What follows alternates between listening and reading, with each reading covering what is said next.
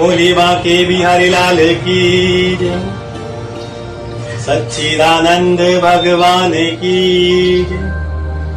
राधे राधे भक्तों।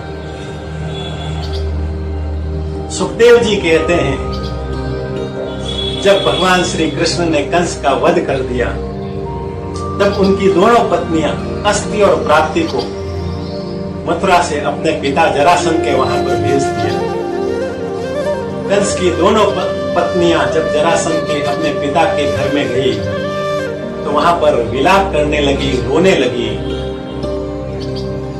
जरासंध को बहुत क्रोध आया और अपने जवाई कंस की मृत्यु का प्रतिशोध लेने के लिए मथुरा के ऊपर कृष्ण को मारने के लिए आक्रमण कर लिया। सुखदेव जी कहते हैं कि 17 बार जरासंध ने मथुरा के ऊपर आक्रमण किया और 17 बार भगवान ने बाकी सब असुरों को, शत्रुओं को मार दिया, लेकिन जरासंध को घायल कर कर, अपमानित कर कर वहां पर उनको वापस पुनः भेज दिया। बलराम जी कहते हैं कि हे कृष्ण, ये जरासंध बार बार यहाँ पर आता है, दूसरे सभी असुरों को, शत्रुओं को मार देते हो, इनको तुम जीवित क्यों छोड़ते हो? तो कृष्ण ने कहा कि मेरा इस धरा पर जो जन्म हुआ है वो असुरों का वध करने के लिए हुआ है, और इतने विशाल संसार के अंदर बहुत सारे असुर फैले हुए हैं।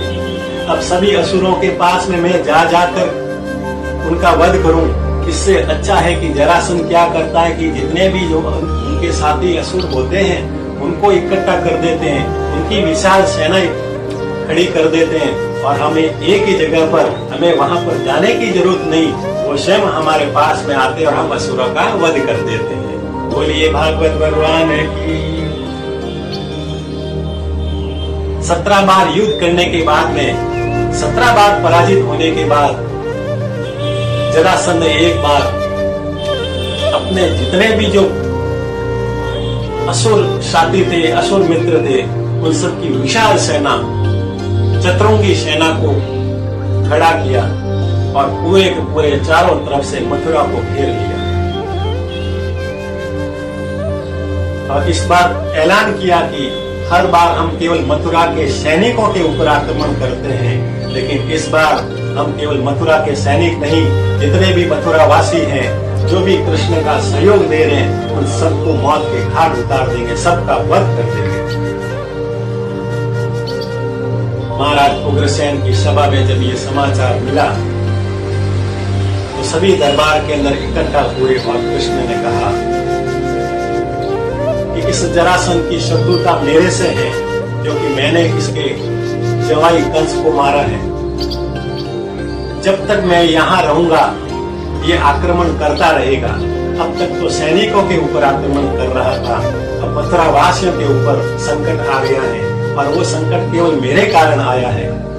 इसलिए मेरा पास में एक उपाय है और सबसे बड़ा उपाय यही है कि अब मथुरा को छोड़ने का समय आ गया है। जब मैं मथुरा को छोड़कर किसी और स्थान पर चला जाऊंगा, तब ये जरासंध मथुरा और इस ब्रज के ऊपर किसी भी प्रकार का कोई अत्याचार नहीं करेगा, उसके ऊपर आक्रमण नहीं करेगा। मैं नहीं चाहता हूं कि मेरे कारण ब्रजवासी, मथुरावासी संकट के अंदर पड़े। तब भगवान कृष्ण ने विश्वकर्मा को बुलाया और उनको आदेश दिया कि तुम जाकर एक नई द्वारका नगरी का निर्माण करो। विश्वकर्मा ने भगवान की आज्ञा पाकर रातों रात एक ही रात्रि के अंदर एक नगरी का निर्माण किया। उस नगरी के अंदर भगवान, उस महल के अंदर अनेक द्वार थे, इसलिए उनको द्वारिका के नाम से पुकारने लगे और वहां पर भगवान रहने के कारण लोग उन्हें द्वारिकाधीश के नाम से पुकारने लगे। बोलिए द्वारिकाधीश की जय। विश्वकर्मा द्वारा नई द्वारिका का निर्माण करने के बाद भगवान ने अपनी योग माया से जितने भी मथुरा वासी थे उन सबको गहरी निंद्रा के अंदर सुलाकर उनको वहां से सीधे द्वारिका के अंदर भेज दिया।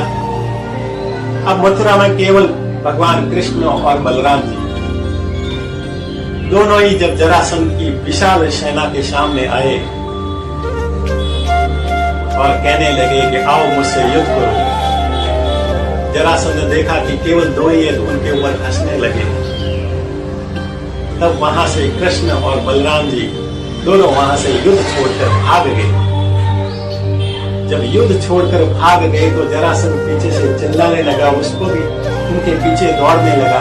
अरे रण को छोड़कर कहाँ जा रहे हो, रणछोड़ कहीं के, कायर कहीं के, डरपोक कहीं के, आओ मुझसे युद्ध करो। आज तो मैं तुम्हें और तुम्हारे सिपाही दोनों को मौत के घाट उतार दूंगा, वध कर दूंगा।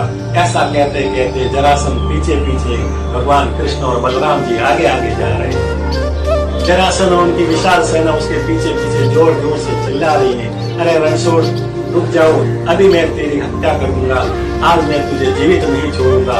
भगवान आगे आगे दौड़ रहे हैं और जरासंध पीछे पीछे। ऐसे करते करते कृष्ण और बलराम जी ने बहुत विशाल पर्वत के ऊपर चढ़ गए। अब इतने विशाल पर्वत पर सभी सेना चढ़ नहीं पा रही थी।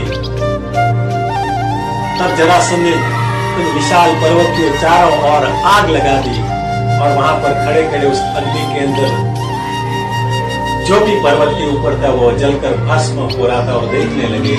बहुत समय के बाद में जब पर्वत के ऊपर जितना भी था सब भस्म हो गया, तब जरासंध ने देखा कि अब इस पर्वत के ऊपर कोई नहीं, लगता है कि ये कृष्ण और बलराम यहाँ पर जलकर भस्म हो गए। तब जरासंध अपनी सेना को लेकर पुनः अपने देश चला गया। परंतु भगवान कृष्ण और बलराम वहां से जीवित होकर पुनः द्वारिका चले गए और वहां से द्वारिका से जितने भी द्वारिका वासी थे उनको अपनी योग माया से मथुरा में लेके आ गए। उसके बाद में भगवान हमेशा हमेशा के लिए मथुरा को छोड़कर द्वारका रहने लगे। बोले द्वारिकाधीश की।